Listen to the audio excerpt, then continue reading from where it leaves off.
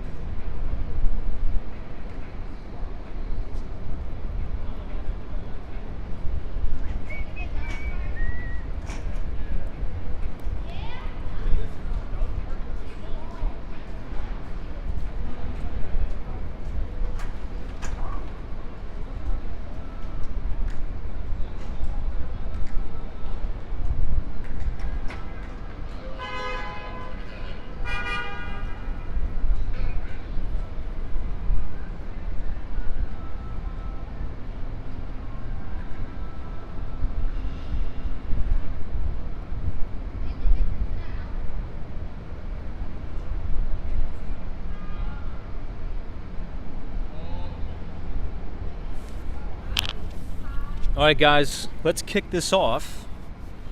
So good evening everybody and welcome back to Walks and Wall Street. Today is Monday, April 15th, 2024. It's about 9:23 p.m. and we are back again in New York City. Happy to be back. Really happy to be back. Apparently the weather was just as beautiful here in New York as it was in Miami. Today in New York, it was about 70 degrees, bright sunshine. In Miami, it was about 80 degrees, bright sunshine, so it was awesome. Now, my flight was supposed to take off at around 4 o'clock. It was delayed about an hour, so it seems like air travel is a little bit hectic. Now, just from a visual point of view, the Miami International Airport was on fire. I mean, I waited 2 hours. Well, not 2 hours. Whoops. It's very windy, as you can imagine. Give me a second.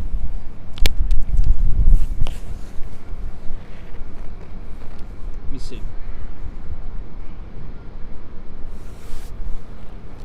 I just caught that out of the corner of my eye. Winds are crazy tonight, but we do have the microphone, so hopefully it will kind of help with the wind noise, so to speak. But anyway, made it back in one piece. Air travel is on fire, and the city of Miami was on fire too. So many people, amazing city, but definitely happy to be back. So we'll jump right into the financial markets. This is officially the first correction that we've had across the board on the S&P 500, the Dow Jones Industrial Average, and the NASDAQ since we've broken out into new all-time record highs. So market is in correction. S&P 500 selling off on heavy volume today. We are a little bit oversold, but we are now broken back below the 50-day moving average on the S&P 500. But the stock market really isn't the main topic of conversation, or at least it shouldn't be. It's really the bond market. We always say on the live stream, if you want to know where the stock market's going to go, you got to look at the debt market, and we'll do that right now. So if you go to cnbc.com/bonds, once again, cnbc.com/bonds, I'll go ahead and put that in the chat. You could look at the yield curve. We'll take a look at that right now. The 1-month Treasury is yielding 5.4%. The 1 year is yielding 5.19%, and the 2 year is yielding 4.9%. So on the 2-year Treasury, you're almost at 5% again, which is wild. Now the 10-year U.S. Treasury is back above 4.5%. Now, as we know, there's an inverse correlation between bond prices and yields. So as the valuations of bonds go down, yields go up, and vice versa. And what I think the market's finally trying to do is price in no rate cuts for this summer.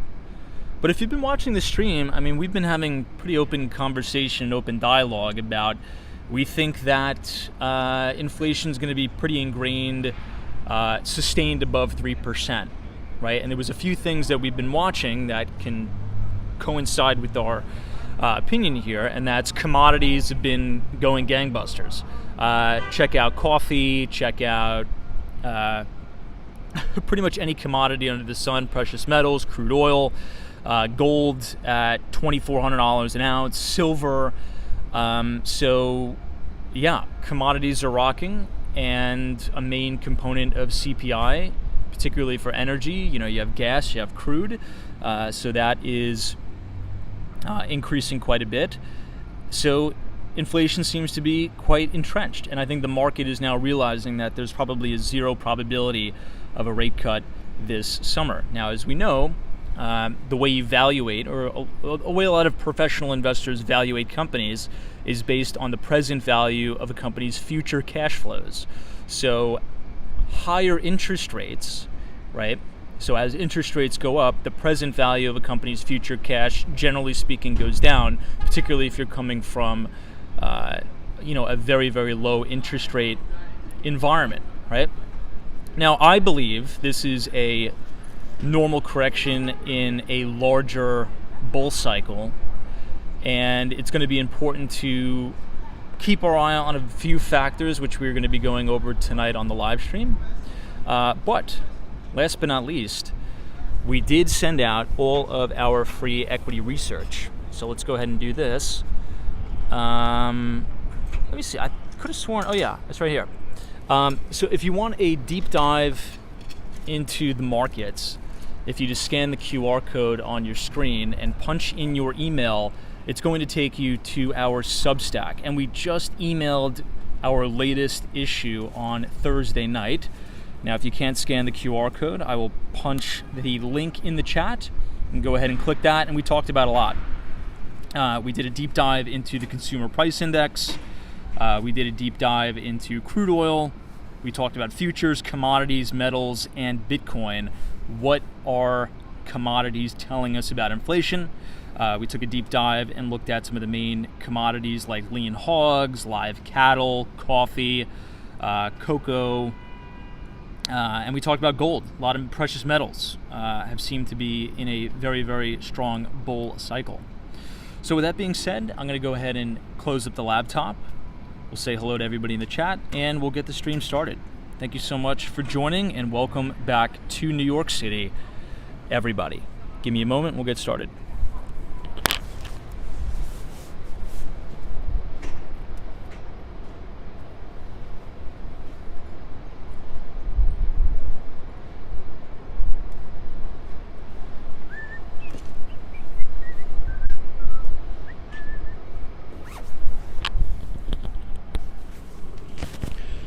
All right, let's see what we got here, team. Let's see what we got here, everybody. Yeah, the Empire State Building does look awesome tonight. It's one of the things I missed being in Miami. We don't have any of these beautiful New York City views. All right, we'll get the QR code out of the way. Let me do this. All right, Wi-Fi off. Cool, cool. All right, we have Gary Carpenter. I see RJ from Colorado, A Collector's Dream. Shannon Dan Sang, always a pleasure. Esmeralda, Stylish Bunny. Opto, what's going on? Thanks for joining us. Jen, Robert, Stephanie, Patient Lobster, what's up? Says, Tom, what are your thoughts on the regional war and how will it affect the markets? So we'll talk about that. Let me, all right, cool. Now, we usually don't get political, but this is moving markets here. And obviously, we all know that tensions in the Middle East are escalating in a major way, particularly now between Iran and Israel. Now, we won't get into the politics of it all, but should this escalate further, crazy opportunity. One of the things we didn't speak about yet is the movement in the VIX, or the CBOE Volatility Index. The VIX had a massive rally today, all the way to 19, I believe. Don't quote me on that because I've been traveling all day, but I believe the VIX is back above 19 yet again. But guys, this is really normal, and usually what happens is after prolonged periods of low volatility or low vol, which we've been in, right? And this is why I think it's so important for perspective, and we wrote about this in the newsletter.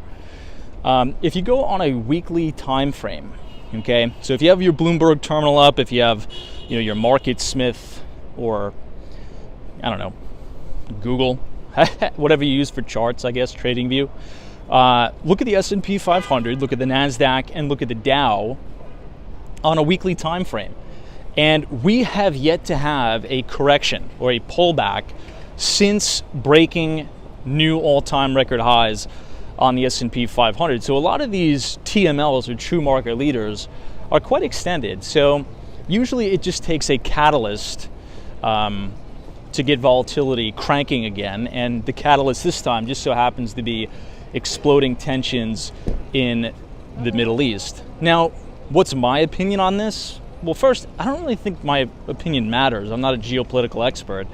But I don't think this is going to escalate into the World War III that many people have been talking about. I really don't see it. I don't think it's beneficial to anybody. I don't even think it's beneficial to Iran to escalate even more. But then again, geopolitics is in my wheelhouse. I think I'm 0-1 on the geopolitical landscape.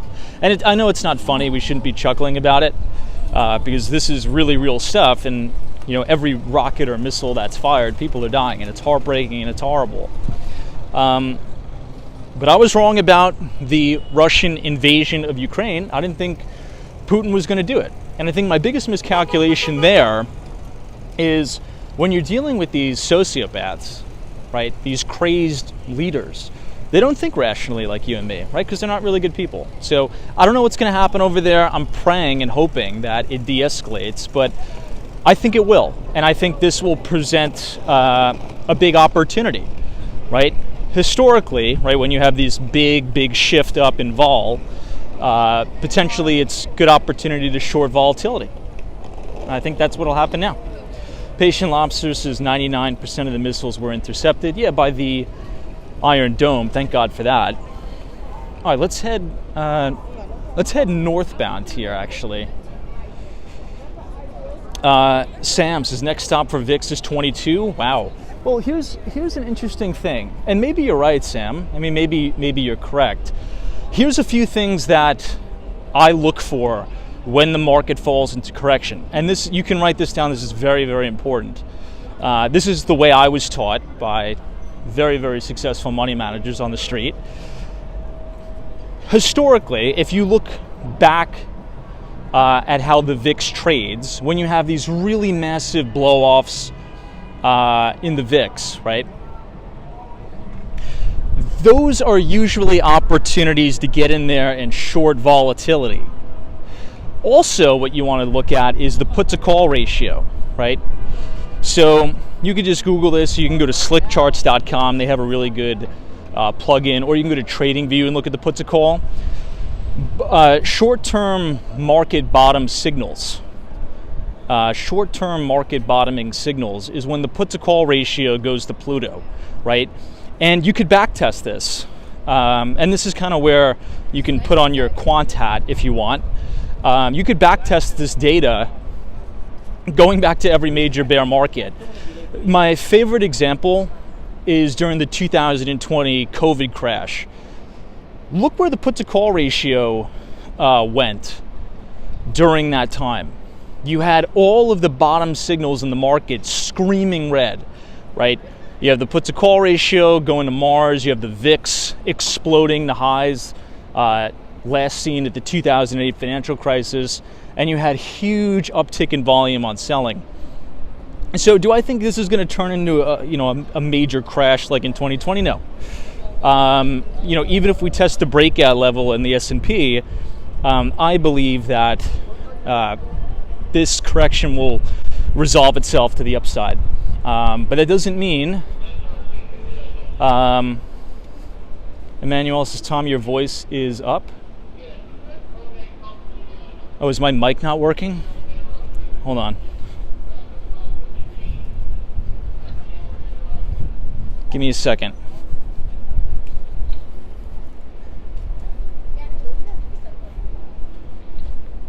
So I mixed up the two microphones. This may be the broken one. Let me see.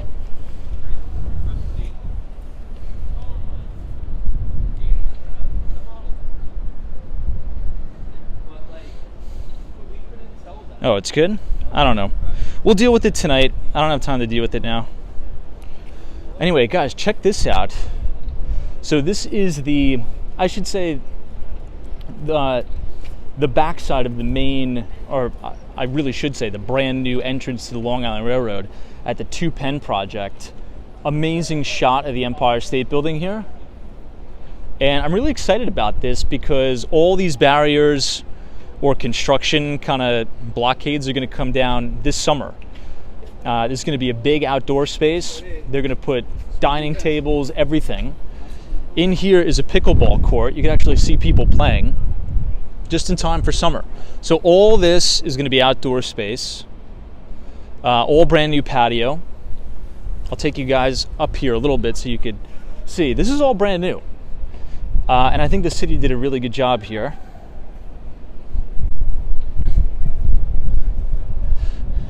Who here plays pickleball? This is actually the first time I've ever seen this pickleball thing in action. People actually utilizing it. It looks fun. This is picking up in Miami big time now. I was on Normandy Shores or Normandy Isles. Lines of people waiting to play this pickleball game or whatnot. Yeah, Robert says this area is going to be cool. It's going to be fantastic, my friends. Very excited. Hey, Alan, good to see you. Malcolm. Joan, Dario, thanks for joining. Patient Lobster, Mary. But yeah, the thing is, we all have our different opinions, right? Just to kind of get back on track here. We all have our different political opinions. We all have our different stuff about, geopolitics and what wars we should or should not be getting into. I think that for the purpose of this stream, what we do here is we try to interpret it and how we could capitalize on market movements from a financial standpoint, right? And from what I'm seeing, right, going into an election year, I don't think that the current administration can afford a massive blow up in the Middle East. And I don't think we're going to get that. I think this thing de-escalates, and which we should all be hoping for, by the way. Nobody should be rooting for this thing to escalate. Because if it escalates, that means more people are going to die on both sides, which is horrible. So I think tensions will de-escalate and volatility will come down. And there will be opportunity. So again, I would say watch those key critical elements of the market. You should be watching the puts call ratio. You should be monitoring the VIX daily. And if you're a portfolio manager running money, one of the things we haven't talked about is volatility is a trader's friend, right? So if you're managing a portfolio and when the VIX is up or when volatility is up, that's the time, right? We always talk about how day trading is a losing man's game. But when the VIX is elevated, you could actually take advantage of shorter term time horizon trades, right? The point that we try to make in terms of expanding your time horizon is because over time volatility has contracted, or I should say intraday volatility has really, really contracted. And again, you could back test this, right? This is all proven data. The vast majority of the market movements happen after hours, right? That's why earnings season is so important. I'm sure we've all seen, Apple stock reports earnings after hours and the stock drops 10%, or Microsoft reports earnings after hours and the stock is up 20%. So the point is, if you're not in these names, right, in good fundamental names and buying companies for long duration, by definition, you're going to miss these massive moves in the market. Hold on one second.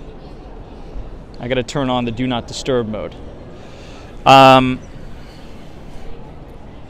So it's very, very hard to make big money, right? Big money in the market if you're going to cash every night. Number one, there's no volatility for you to make money on.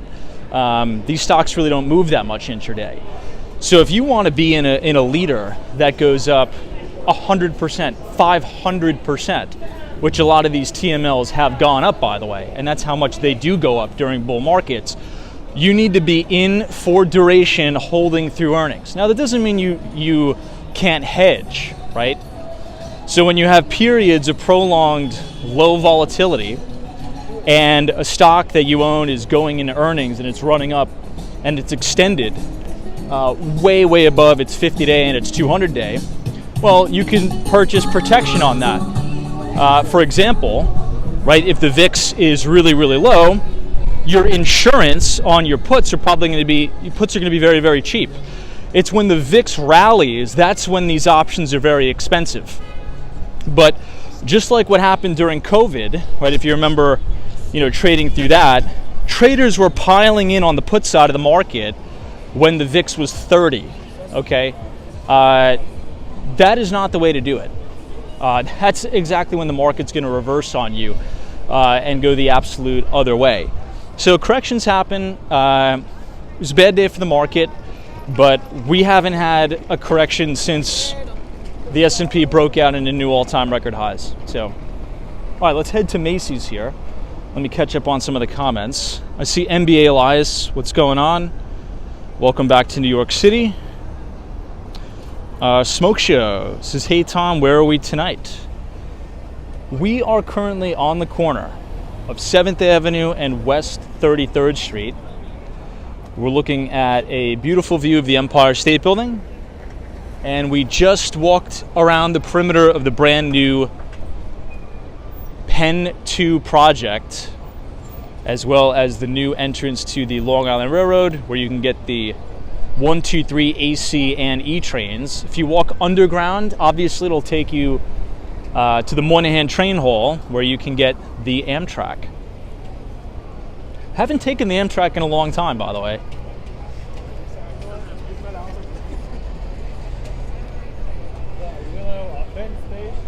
Wow. It's actually hot tonight. I'm really happy because usually every time I get off the plane coming back from Miami, it's freezing in New York. But this is really nice weather here. It was 70 degrees today. It's going to be 70 tomorrow. This is full swing in spring, my friends. Hey, Theo, what's going on? Welcome back to New York. I had a really good time in Miami. The city was on fire. I've said this many times, but every time I go back to Miami, I'm just more and more impressed. So many great people there. So many fun things to do. And the environment is slowly kind of becoming the electric environment that I feel in New York in the summers particularly, right? If anybody's, if you're not from New York, but you visited New York City in the summer, I mean, you feel a huge energy. I don't know how to explain it. The best feeling is a summer day in August or July, right? July or August. You're in the office all week. It's Friday. Your boss lets you out of the office early, like 2 p.m., and everybody's just out in the bars and the restaurants outside. It's awesome. So my prediction for the summer of 2024 is that this is going to be the most traveled summer for tourist activity in New York City. I think hospitality is going to be rocking. Occupancy at hotels are probably going to be near 100%. And I think that's good for the city because the city really needs it.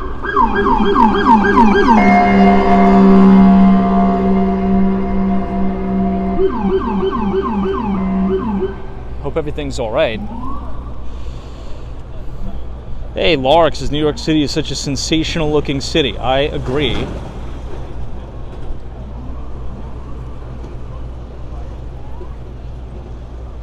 EMB says, Tom, I think a big Instagram trader walked in front of you. What, he has a big position in Meta? NBA Lions says, Tom, did you finish your taxes on time? Who did not? Yeah, so my CPA finished that a while ago. Thankfully, I don't do my own taxes anymore. I will say this, and I want to know what you guys think. I think at a certain point, you should just bite the bullet and pay a professional to do your taxes for you, because that time could be much better allocated somewhere else. Particularly if you're a small business owner and you're doing like corporate taxes, it's a pain in the ass, to be honest. So, I mean, I thank God for my CPA. He's fantastic. Stuart, big shout out to my friend Stuart, who used to be a banker at Lehman Brothers, by the way. Yeah, Ren 1018 says Manhattan is pretty busy for a Monday night. And it's late, too. We started the stream late. We started the stream at like 9:40, 9:30 maybe, because my flight was delayed.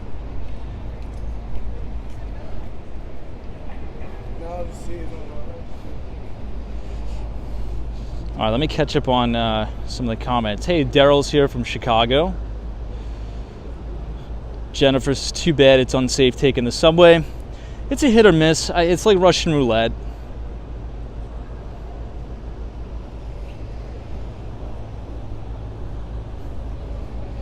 NBA Elias. This is great advice, Tom. Have had a CPA for 20 years. Peter says, I do my own taxes as I'm... Oh, you're a tax lawyer. Well, there it goes, right? Not as hard as one might think. Yeah, I just feel... I mean, even though I love finance and I could talk about it all day, I just don't want to look at the taxes. I just want to hand everything to a trusted advisor and have them do it. Like, let me know how much I owe and I'll wire the money. That's all I want.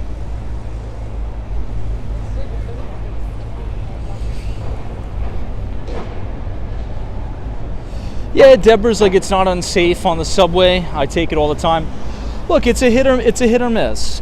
I mean, that's the honest truth. Now, I take the subway a lot now. I used to not take it a lot, but I'm showing apartments, and it's Soho. I'm on the Upper West Side. I'm on the Upper East Side. I'm in Dumbo. I'm in Red Hook. So I got to take the subway a lot.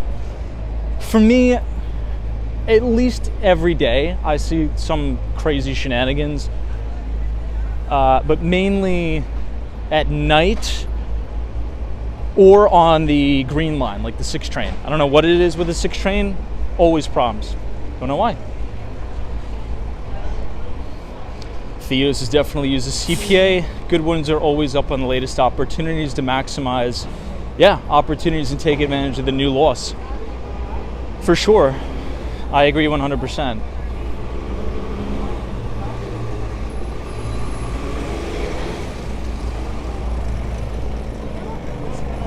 All right, here we are at 34th Street, Herald Square.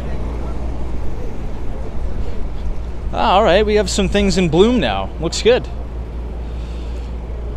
Hey, Western Mass Dave, God bless. Good to see you. Neighbor Bob says, Tom, if you had to start over in any city in the United States besides Miami, where would it be? New York. I mean, this is Major League Baseball here. You know, you can't stay in the minors forever. Can't stay in the minor leagues forever. You got to move up from AAA. Is that how baseball works? It's like AA, AAA, and then you get moved up to the major leagues. New York City is the big leagues. This is where all the big players are. So I would say for anybody, particularly if you're starting a career, New York City is the best place to do it. Okay? Now, I'll rephrase that. Well, what I was going to say, don't pay attention to anything on the news about what's happening in New York. You should be aware of it, but there's crazy opportunities here. If anything, this volatility in New York City is going to create even more opportunities for you, because there's a lot of people that are going to miss out.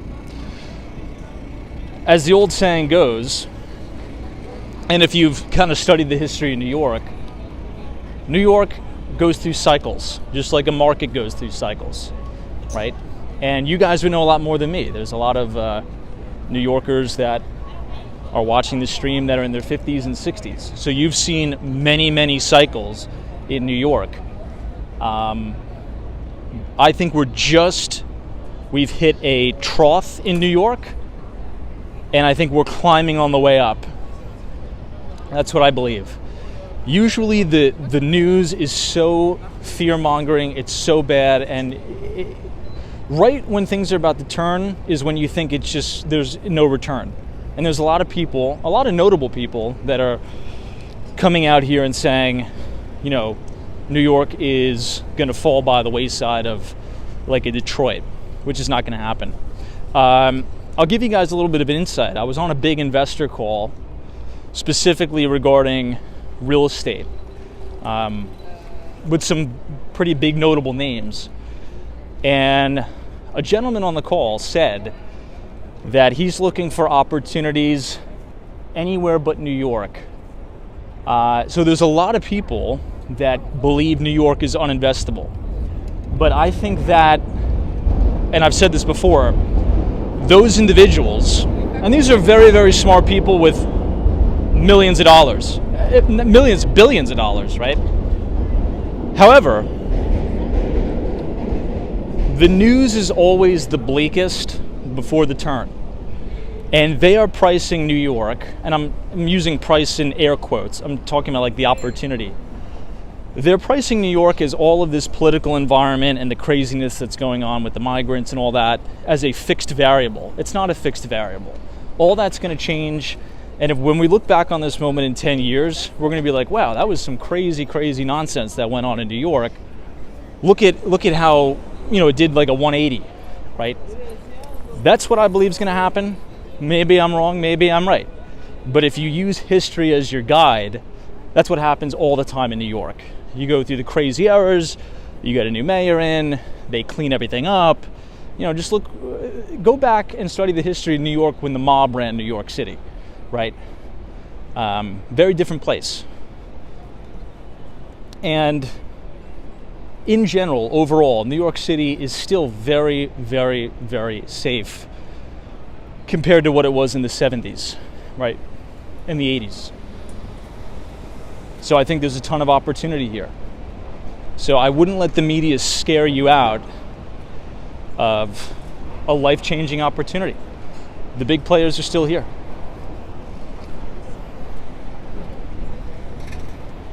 All right, guys, we are now walking up Broadway. We're going to pass Joe's Pizza.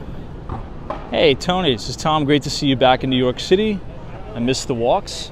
Yeah, I'm happy to be back too. And I'm very happy that the weather's nice. It's like 70 degrees. Oscar Diaz, welcome. I should say welcome back. Let me catch up on some of the comments here. NBA Elias says, if New York City came back from near bankruptcy in the 1970s and 9/11, it will come back from anything. That's a really good point, NBA Elias. Just think back to 9/11. I know it's tough to think back to 9/11, but there was many people saying that Lower Manhattan is going to be uninhabitable. Nobody's going to want to live there. Nobody's going to want to work there. And fast forward to now, you have a lot of the old offices there being converted to condominiums. And I think you're going to see growth in Lower Manhattan in terms of people living there. It's just in a transition, right? Lower Manhattan has some of the highest office vacancies, but I believe that there's going to be solutions. There's already have started solutions to convert those offices into condos. People are going to live down in Lower Manhattan. And, just look at, I'll give you an example. Look at 130 William. A few months or even a few years after 9/11, no developer was even thinking about putting a massive, luxurious condo down there.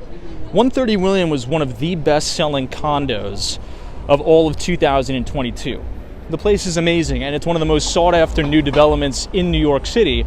And guess where it is? It's on Fulton Street, looking right at the World Trade Center. So I agree 100%. 5 bags of popcorns. It was really weird in 2001 and 2002. That was a very surreal year. It was. John says, Tom, have you ever heard of the Kith New York streetwear brand? I have. And Kith, I think, is in NoHo. I'm assuming they probably have multiple locations. But the one that I'm familiar with is actually almost right next door to my favorite coffee shop, which is Gasoline Alley Coffee. So if you go to Houston Street and you just head north up towards Astor Place, it's right on that main drag there. But yeah, I've heard of it for sure. Ren 1018 says, hey Tom, when I grew up in New York City in the 1980s, Williamsburg was terrible and dangerous. Now, for me, that's crazy to hear, right? Because when you think Williamsburg right now, you think some of the most expensive real estate in New York City. Crazy how things change. You could even expand that a little bit further, and I'm sure, Ren 1018, you'd probably agree with what I'm about to say. Fort Greene, Brooklyn. So my dad used to work at the Brooklyn Navy Yard, and I always used to take the train to Atlantic Terminal, Brooklyn, and walk all the way up through Fort Greene to the Navy Yard, right? And this was 2011, 2012. Just the change from 2012 to now in Fort Greene, Brooklyn, Dumbo, Brooklyn, it's insane. It's just like a whole different place. You have luxury condos, and it's expensive. It's actually very expensive there now. You could even expand that just to say the Brooklyn Navy Yard in general has completely changed. You have a Wegmans there now. So things change, and some of those areas in New York that a lot of people have been saying were really bad in the 80s are some of the most expensive in all of New York City now, and the most desirable. Check out this new development. We talk about it a lot. It's called Olympia Dumbo. Olympia Dumbo is beautiful. Amazing, amazing building. It sits right at the base of the Brooklyn Bridge, and you have gorgeous views of all of Lower Manhattan. Yikes. CAB chat around. It says, you sell and rent in New York City. So of course you were blowing smoke up everyone's ass about New York City real estate. That's fair. I mean, that's a fair point. I mean, I do have a vested interest in it, but I also put my money where my mouth is. And I do a lot of business in New York. I own real estate and will continue to grow a portfolio. And I think there's a lot of opportunity. And this is where I built my career. I made a lot of money in this city. Even though I own a place in Miami and I own real estate in Miami, if you look at my career, I made all my money in New York City. This city is beaming with opportunity, particularly if you're in finance or you're in tech, really anything. Everybody competes here. We have some of the best educational institutions in the world right here in New York. And this is where the smartest people from not only all over the country, but all over the world come to compete. It's right here. So this is the big leagues. So if you can't handle playing in the MLB, maybe you could play for the Long Island Ducks. All right, we're gonna head directly into the belly of the beast here, Times Square, and we'll see what the tourist activity is looking like there. Hey D, what's going on? Thanks for joining us. Appreciate it. Hey, Ahmed Lopez says, I went to Pratt in the 1980s. Fort Greene was a dangerous place. Fort Greene's beautiful now. Just as a quick announcement, everybody, or I should say a quick reminder. Last Thursday, what's it called? Last Thursday, I did send out the Behind the Street newsletter to everybody. So go ahead and check your email. And if you want to receive all of our thoughts on the markets, so in terms of U.S. equities, emerging markets, fixed income, real estate, both New York City and Miami. Feel free to scan the QR code on your screen and punch in your email, because every other Thursday we send that out. And this was a very important issue on Thursday because we talked a lot about commodities. Today, coffee hit a new all-time record high after last week hitting a 52-week high. Cocoa hit a new all-time record high. So commodities are telling us that inflation is going to be sustained above 3%. So we did a big breakdown of the CPI report. If you want to get that and you want to read it, just scan the QR code on your screen, punch in your email, and yeah, you can get it right there, our Substack. All right, let me catch up on some more of the comments.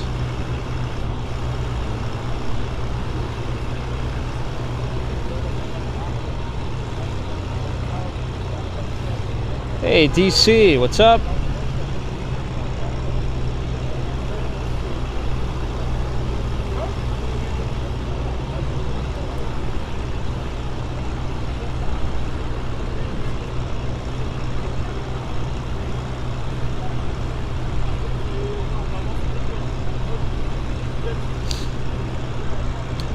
Deborah says, I don't sell real estate, and I feel the same way about New York City. Look, for non-New Yorkers, they're going to get it twisted, for lack of a better term. The city has been cyclical forever. The city goes through good times, the city goes through bad times. That's what happens. That's it. So.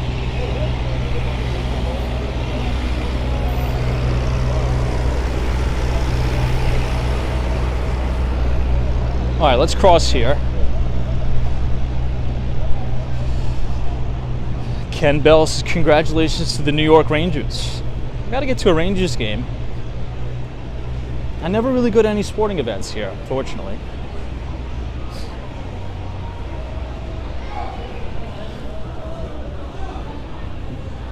Chris says, Tom, when I was a kid in New York City in the late 70s, Times Square was full of drug addicts and working girls. Fast forward 20 years, and I am taking my kids there like it's Disneyland. Yeah, I mean, there's another thing, right? A lot of non-New Yorkers that just watch Fox News and CNN, you know, they think, you know, of when a few incidents happen in Times Square, it's like Armageddon. But if you want to see Armageddon, go back to the 70s and 80s in Times Square. You know, that was just, I mean, you want to talk about sheer degeneracy and derelicts. That's what it was in Times Square back then. Now it's really nice. I mean, this is beautiful. I mean, look at all the tourists out. And it's a lot safer. You know, you have the NYPD patrolling all over. Yes, there's incidents. Yes, there's bad things happening in the city, but we're going to come back. It's coming back.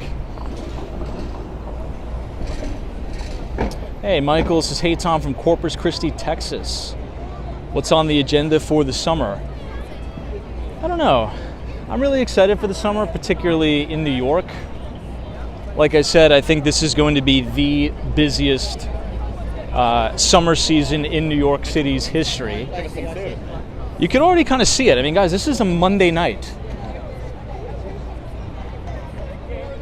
I mean, if you really think about it, this is a Monday night. It's 70 degrees out. You see everybody out and about, traveling, visiting, enjoying their night. So there you have it.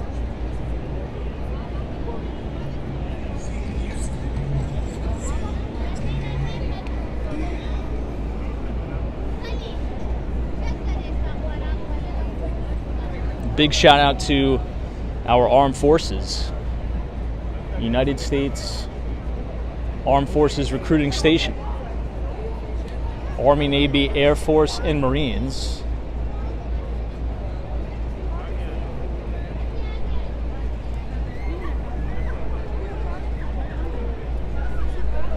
Yeah, Peter says summer in Miami is a giant sweat box. You know, New York City is very, very humid in the summer too, but it's a good thing because I love the humidity. If it could be 90 degrees and 100% humidity every day, I'd take it. That's just me. I know people think I'm crazy, but That's the weather I like, and that's why I like the weather in New York City in the summer, because it's very hot, it's very humid, and Miami is pretty much hot and humid all year round, for the most part. And that drives a lot of people away from South Florida. They think it's like living in a swamp. I get it. I like it. Yeah, Doc Sevens is in the Coast Guard and the National Guard, for sure. Also the Space Force. A lot of people forget about the Space Force now. You know, that is a branch of the military. And I believe the new Space Force base is in Satellite Beach, Florida. A developer friend of mine is actually building a really, really nice development in Satellite Beach. It's called Lumina. So if you just Google Lumina Satellite Beach, that's the project. It's a really, really cool project. Waterfront. And there's a lot of job growth happening down there. Because in Satellite Beach, you not only have the Space Force base, but you also have Blue Origin, which is Jeff Bezos' rocket company. And then you have Elon Musk's SpaceX. So these are very, very high-paying jobs in a particular area of Florida where the product, in terms of living product, to support those type of salaries just don't exist. You know, these are rocket scientist jobs, quite literally. Not an exaggeration, right?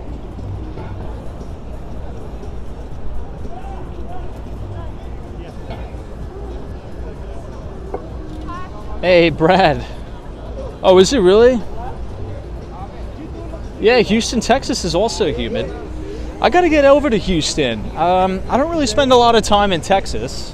I did enjoy my time in, Austin, Texas. I liked it. I don't think I could ever live there, but I thought Austin was an awesome city.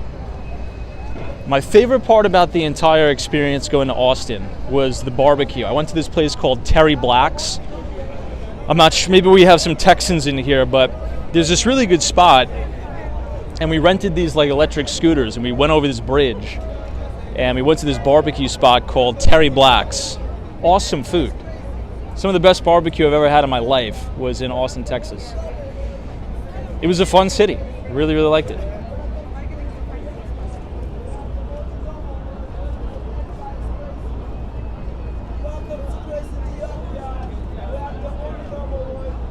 Hey, Pops. Yes, the weather down here has been absolutely amazing. Every single day I was in Miami, it was a picture-perfect day.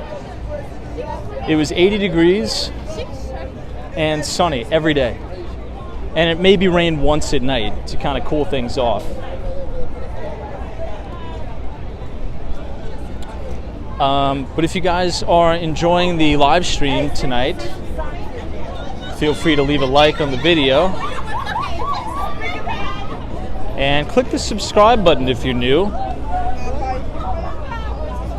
We do these streams every night starting at 8:30. Let's go over to Bryant Park.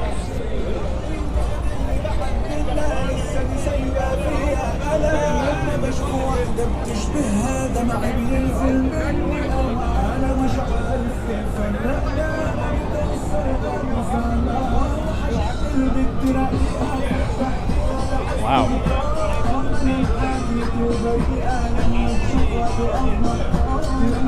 Now, I want everybody to think back to when we were doing these live streams during the pandemic. Times Square was a ghost town. We would skateboard through the middle of Times Square. So I think it's safe to say that New York City has had a full recovery in terms of tourism from the pandemic.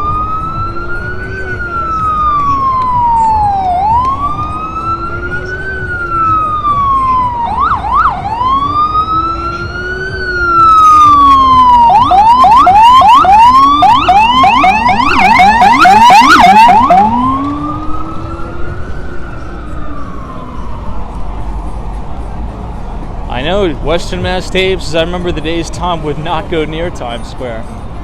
That's true. I try to muster up the mental fortitude to do it every once in a while.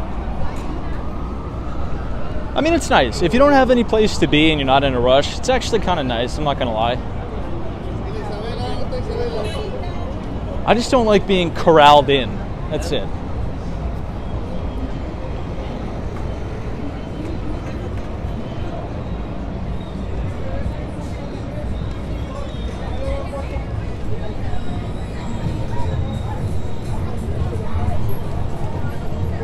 We'll make this right on 46th Street, though.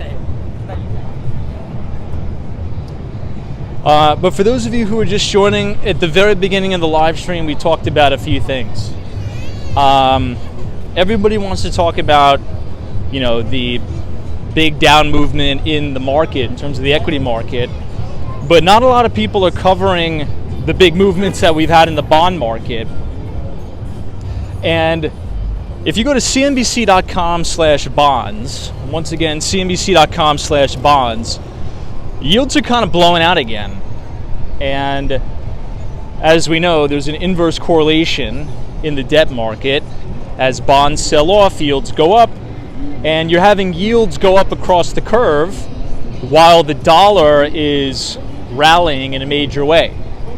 So if you look at the Dixie, ticker symbol DXY, you have dollar strength, which I'll take a bit of a pause here, because if you watch the news or you consume, you know, a lot of the fear porn narratives, it's, you know, BRICS is going to take over and nobody's going to use the dollar anymore. Well, we just got some data in. And last year, the most amount of international transactions hit a new all-time record high, and guess which currency? The US dollar. So there's never been a time throughout history where more global trade has been done in US dollars than last year. That's number one. Number two is that the Dixie is on a rip again. So you have dollar strength and yields going up. All while we have about, you know, roughly $6.3 trillion sitting in money markets. So the dollar strength is putting pressure on stocks. Higher yields are putting pressure on stocks. And this geopolitical mess we have going on in the Middle East is putting pressure on stocks. So you have the VIX up today. I think what we should be looking for is exhaustion in the VIX to the upside, and keep your eye on the put to call ratio. When you have a big bid in the put to call ratio, so when everybody's stacking the puts out of the market, and if we break 20 in the VIX, I think we should be looking for opportunities to say, okay, this correction is coming close to its conclusion, as we can backtest through previous corrections in the market. Hey, Soho Joe, what's up?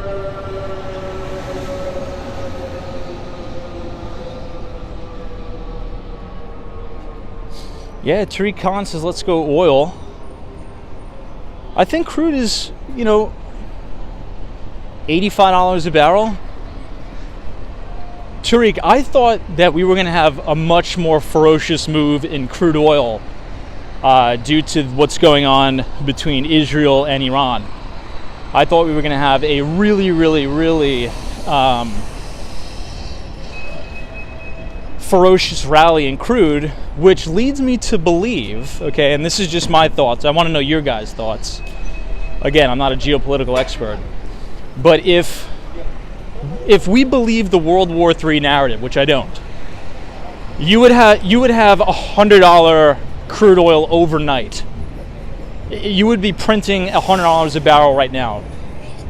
So this leads me to believe that this escalation between Iran and Israel, this is going to cool.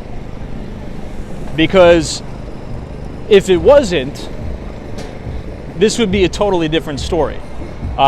You would have crude rallying even more than it already is. That's just my opinion. Doesn't mean I'm right, but that's what I think. All right, everybody, we are headed up towards Radio City Music Hall. This is Avenue of the Americas, West 47th Street, which is the official start of, you guessed it, the New York City's Diamond District. Check it out.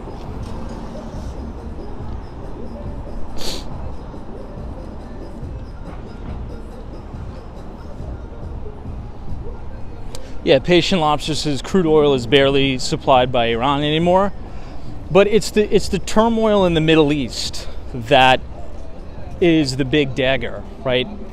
Because if there's an all-out World War III and it just so happens to break out in the Middle East, well, what does that mean for Saudi Arabia? Do they get involved? Do they not get involved? They have to get involved. They're sandwiched in the middle of all of them.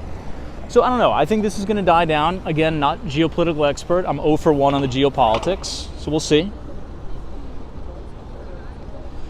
I mean, for the sake of everybody and for the sake of humanity, I think we should all be rooting for this not to morph into World War III. I mean, I think we all agree on that. Doesn't mean that it won't happen, but... Cooking, says Tom, do you have a cold? You sound a bit congested. No, I don't have a cold. Maybe it's because I just got off the plane, maybe? Sometimes the plane is a bit stuffy. All right, let me go through some of the comments. Harfields is happy to see you back. Thank you so much. Happy to see you too. Emmanuel says, Tom, $100 a barrel crude by summer. Jeff in Southern Tier, New York is here. Always a pleasure to see you, Jeff. Gene 1649, always a pleasure.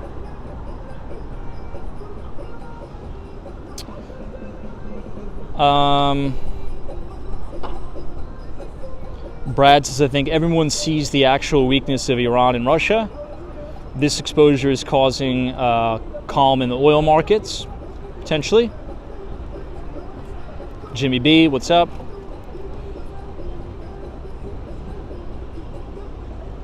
Alex 411 says, speaking of volatility index, I bought into the UVIX ETF last year. It was very hard to gauge and I lost a little. Well, I think those are more like hedging products. I don't think those are really investments. All right, who else we got? Joe says, Tom, do you go to the Upper West Side often? Yeah, I love the Upper West Side. It's one of my favorite neighborhoods. Maybe we'll go to the Upper West Side tomorrow. CAB Chat-Around says a person needs to wear a Kevlar vest in New York City now.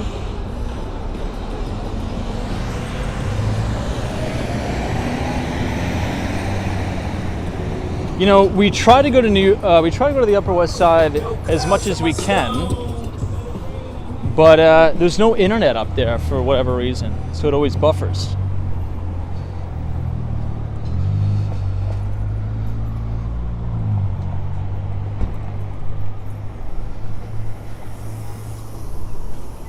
I know, Matthew says, I bet there won't be any impromptu fireworks like there were in Miami.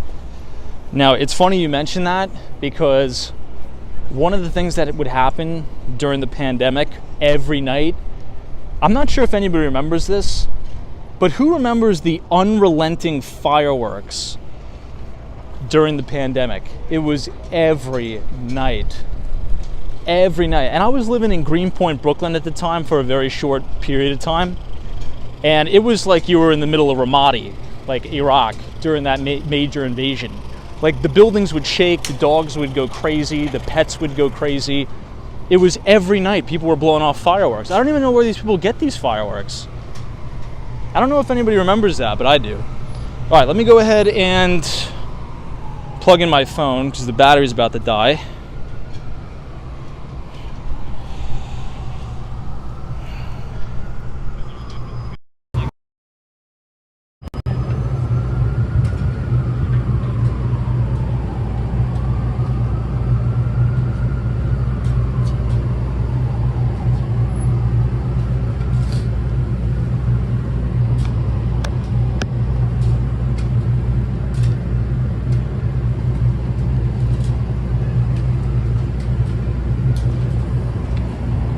We are good.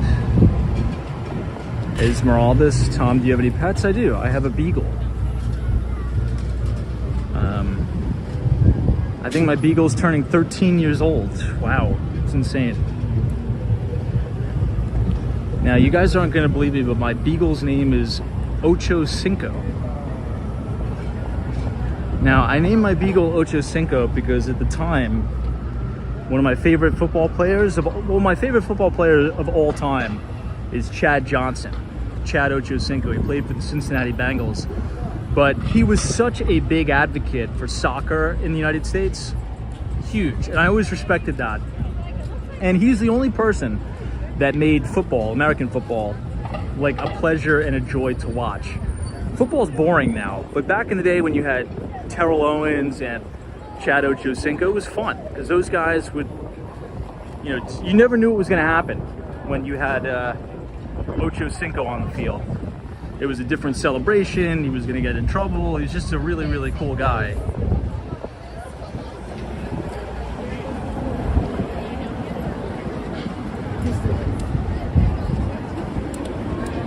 All right, here we are. You're going to see the UBS. You're going to see Neuberger Berman. And we're going to pass Radio City Music Hall.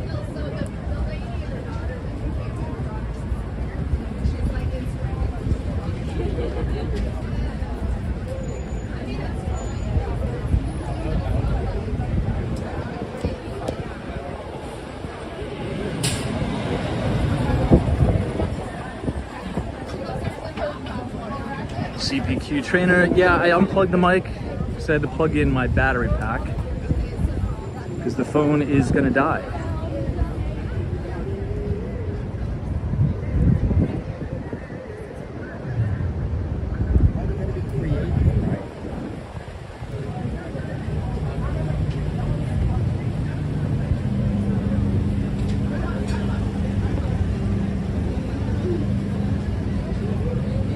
Now, as the week progresses, we're going to head into the thick of earnings season yet again, which starts off with the major banks with the financials reporting earnings. And one of the key variables that we are going to be watching in great detail, which if you've been reading the Behind the Street newsletter, we've been covering this probably for the last 6 months now, and it's the trend higher in credit card delinquencies. So we're going to do a deep dive into JP Morgan Chase, Bank of America, Discover, Amex, Capital One, pretty much all of the major credit card issuers. We are going to do a complete analysis of delinquency rates. Now, the trend has been trending back to pre-pandemic norms, which would be Q4 of 2019, right? Because what happened during the pandemic, when you had, you know, Trump bucks, everybody was getting money in the mail, people were actually using that to good use and paying down their debts. But now a lot of that pandemic stimulus is worn off. You're starting to see a concerning trend. It's not like the worst thing in the world, but you're starting to see delinquency rates slowly but surely trend back to pre-pandemic levels, which is something we should watch. So we'll cover that this week.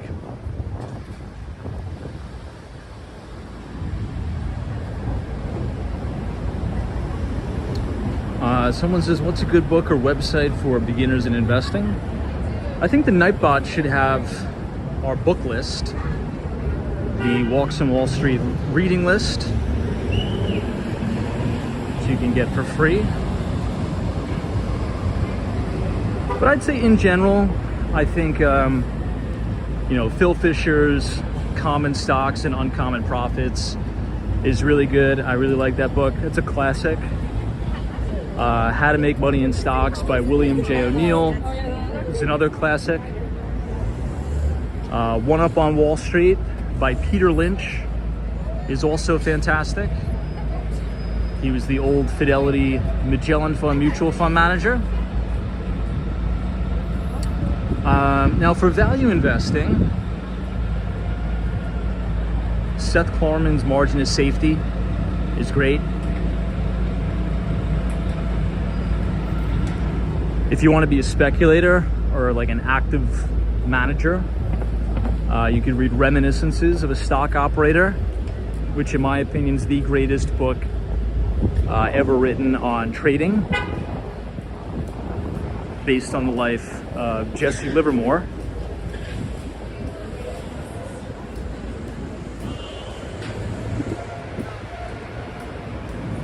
Hey, 5 bags of popcorn. Thank you so much for your generous $5 donation. This is very new to mutual funds and nervous. You are exceptional. Biscuits for 85. Appreciate it. Thank you for your generous donation.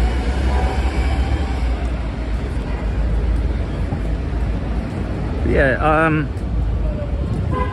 And I would pretty much consume everything you can from Stan Druckenmiller, Paul Tudor Jones, you know, all the greats, right? Now, rumor has it, if you want to work for Paul Tudor Jones' family office, you have got to read Reminiscences, and you need to be able to recite specific parts of the book on command.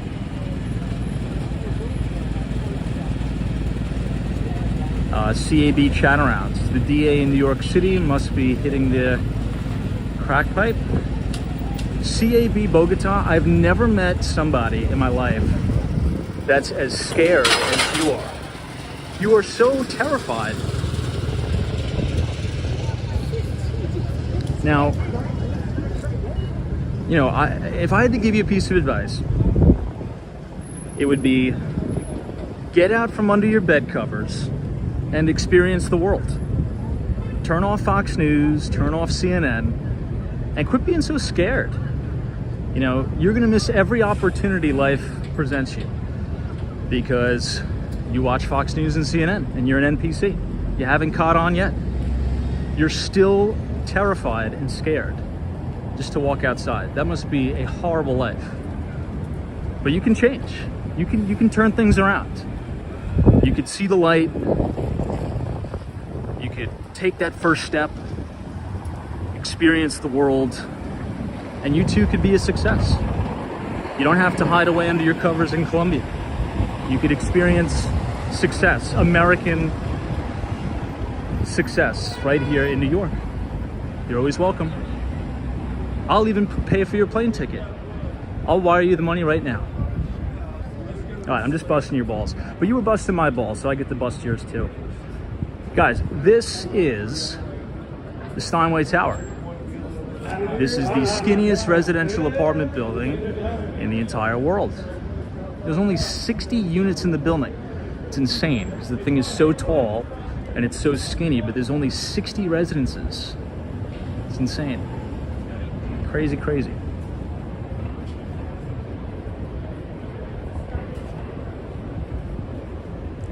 Now, speaking of reminiscences of a stock operator, right in this building here, on the corner of West 54th Street and 6th Avenue, sits a very notable hedge fund. It's called Fortress Investments.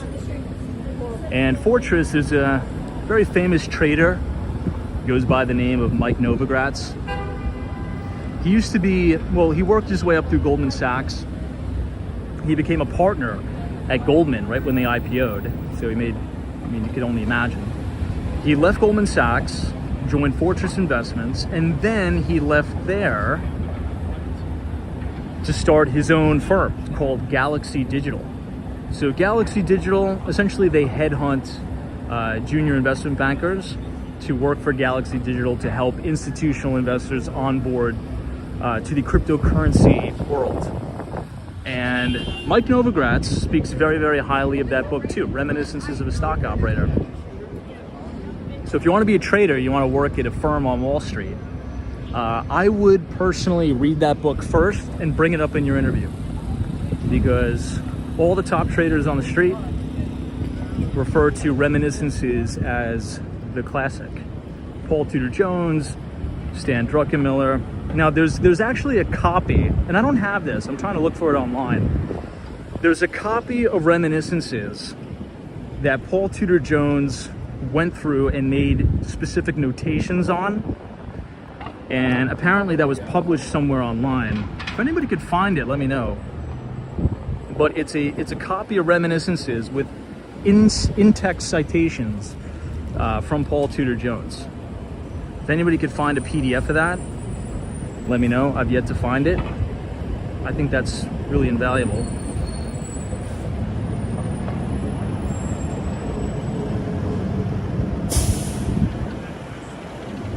Tariq Khan says I stopped watching the mainstream media after the pandemic.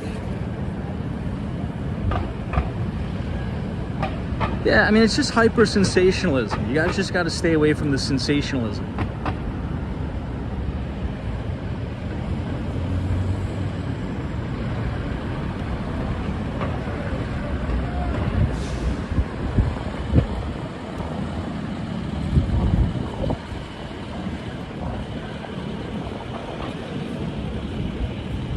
Let me check what time it is.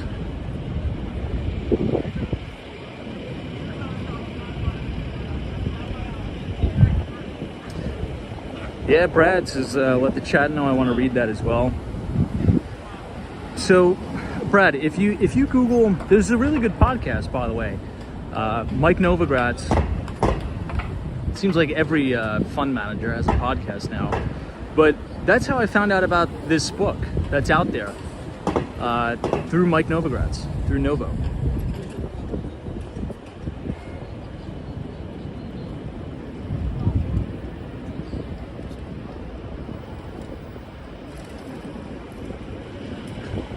All right, continue to cross to the northernmost side.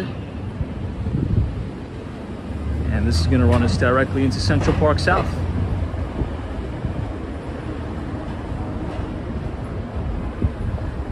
And if you guys are enjoying the live stream so far tonight, feel free to leave a like on the video and click the subscribe button if you're new.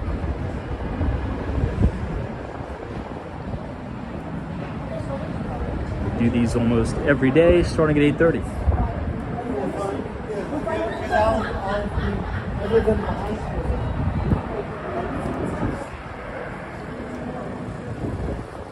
I just saw an interesting comment. Let me read that.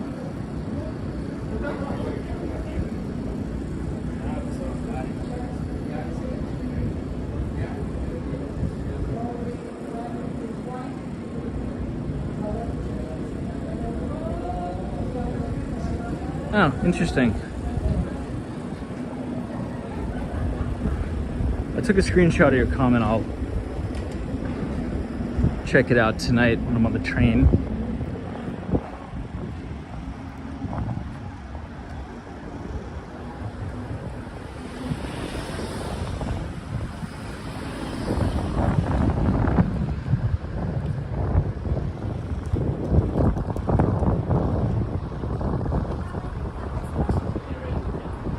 Ooh, it's getting windy again.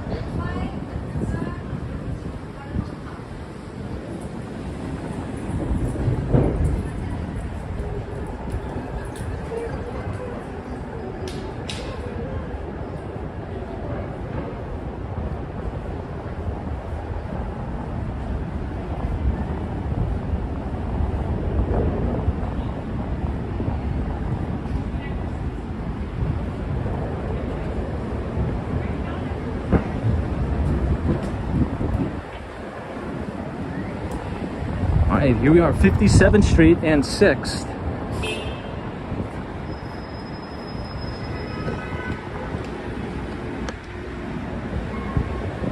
Wow.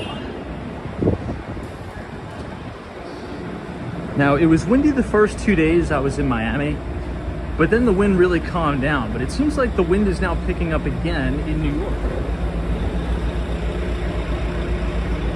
We'll take a walk by Carnegie Hall.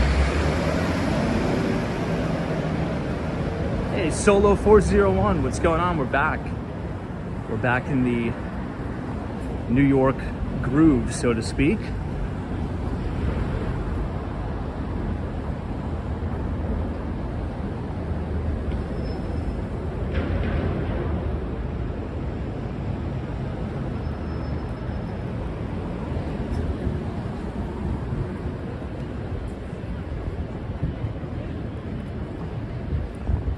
Tariq Khan, this is Tom. I think it's time you get on the PBD podcast. What do you think? Well, Tariq, I think this may have been Brad who recommended this episode. I really enjoyed the episode with Peter Schiff. Now, Peter Schiff was recently on the PBD podcast, and I always like listening to Peter Schiff. Now, talk about sensationalism. Peter Schiff is a sensationalist, but he is right. He is right. I like Peter. He's a good guy. And I thought that was an interesting podcast. PBD, Peter Schiff. Very good. Hey, Mr. King of Florida says, hey, Tom, any car show events in New York? You know, I think it just passed, actually. Right before I left to Miami, I believe the car show was in the Jacob Javits Center, I think. Yeah, well, if it was, it's usually in the Javits Center.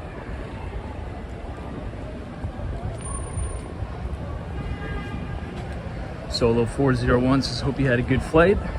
Yeah, flight was good. It was delayed a little bit. I was delayed about an hour. But the airport in Miami was crazy. Crazy. Yeah, Joel PM says Peter could talk and talk and talk.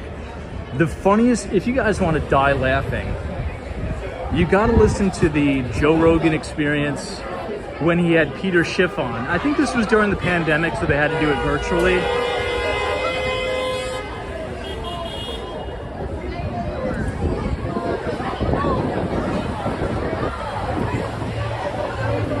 Wow, lots of people getting out here. Carnegie Hall.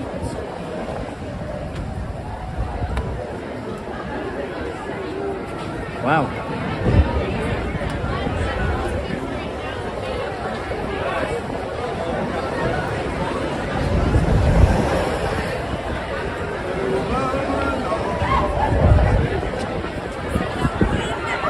But anyway, I think this was during the pandemic and they couldn't do the in-studio recording.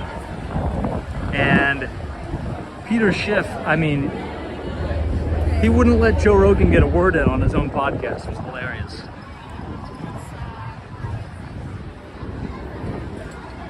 Wow, I mean, for a Monday night, we've said this multiple times on the stream tonight, but man, the city is on fire tonight, and it's a Monday.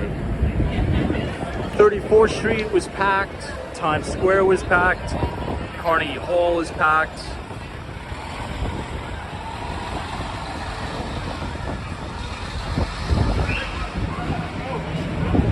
Lots of people out in the city tonight.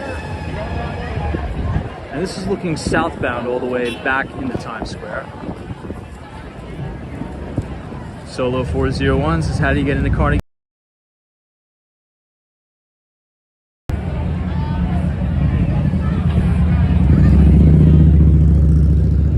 I think I learned that joke from you guys.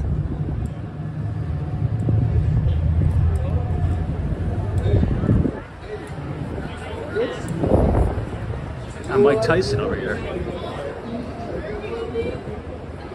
Yeah, I know. Caddy says tax day celebrations for sure. Now, did anybody see that post on X where Mark Cuban said that his tax bill was like $288 million? Now, I look at things like that and it's like, wow, like that's what's possible in the world. I mean, can you imagine? I can't even wrap my head around that. That's just his tax bill is $288 million. Whew. Now, when I first read that, I'm like, okay, anything is possible in this country. If you could have one guy that has a $288 million tax bill, damn. Gotta think bigger, I guess. I couldn't even imagine what that feels like. Oh yeah, I get a call from my CPA. Yeah, just make sure you wire that quarter billy to the IRS. It's insane. It's insane. Now, speaking of billionaires, this is Central Park Tower. I know Esmeraldas, as you saw that, crazy, right? Now, I think it's because he sold his portion of the Dallas Mavericks. I didn't even know he sold his portion of the Mavs. I know, Solo 401 says, imagine the good you could do with 288 million. I know, but unfortunately it's gonna go to the government, which will be wasted in 25 minutes.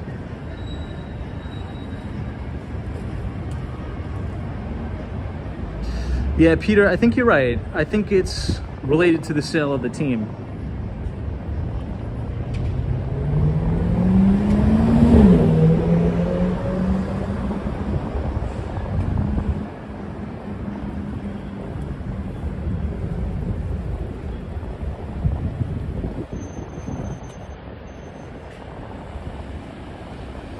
Jeff says Mark Cuban's tax bill was the result of selling a large chunk of the Mavs. Got it.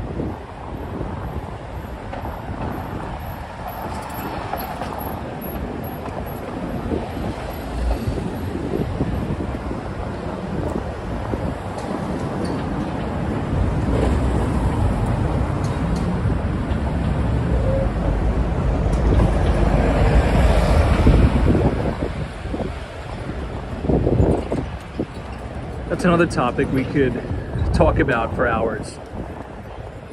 You know, there's a lot of notable people on Wall Street, obviously, that have been sounding the alarm bells about, you know, our reckless government spending. Because you got to understand, we are now in a higher interest rate environment, which means the interest on our debt is accruing much, much faster, right? We talked about today how yields are starting to go up yet again. I think we're just shy of a brand new record high, well, recent record high on a 30-year fixed. 2-year Treasury got a big bid today in terms of the yield. 10-year U.S. Treasury is what, 4.5%? On its way to 5, maybe.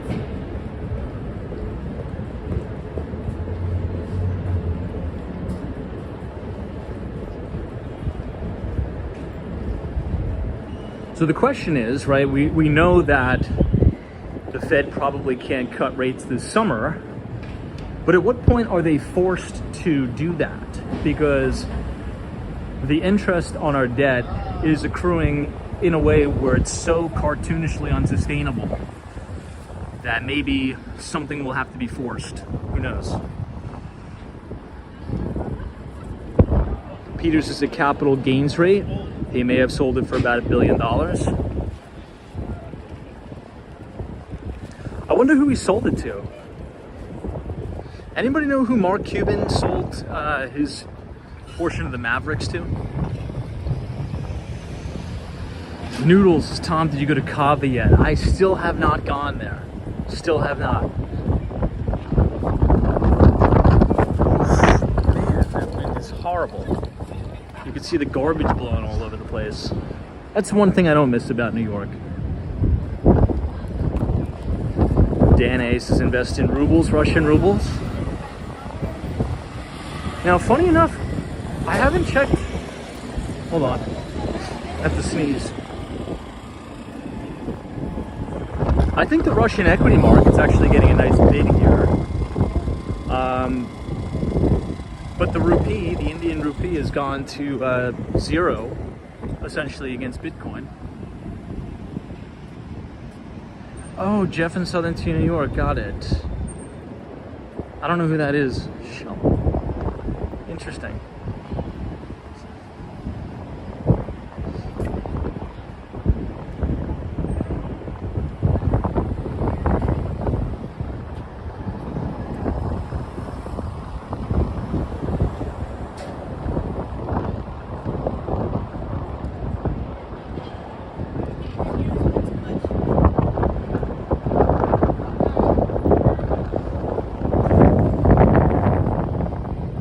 Alright everybody, well we're here at Columbus Circle. We will be back tomorrow at 8:30. So if you've enjoyed the live stream tonight and you want to join us tomorrow, feel free to leave a like on the video and click the subscribe button if you're new. And if you want to read all of our free equity research, we send out our free investing newsletter every other Thursday, right as the market closes. And we just sent out our latest issue on Thursday. So if you want to read it, just go ahead, scan the QR code on your screen, punch in your email, because we talked about a lot. We talked about the CPI report, we talked about commodities, lots of good stuff in there. So everybody, we will see you tomorrow. It's good to be back in New York, and wishing everybody a beautiful Tuesday. And we'll meet back here, we'll regroup at 8:30. So take care, see you tomorrow. Joseph Hardaway, Mark Francis, Jeff in Southern Tier, New York. Sunshine After Rain, Steph UF, appreciate it. Tom G, thank you so much. All of our moderators. Spencer, Mohammed, appreciate you. Richard Vogel, thank you so much. Stylish Bunny. Always a bull market somewhere. You just need to know where to look. Tariq Khan, appreciate it. We'll see you tomorrow. And Western Mass Dave right at the end.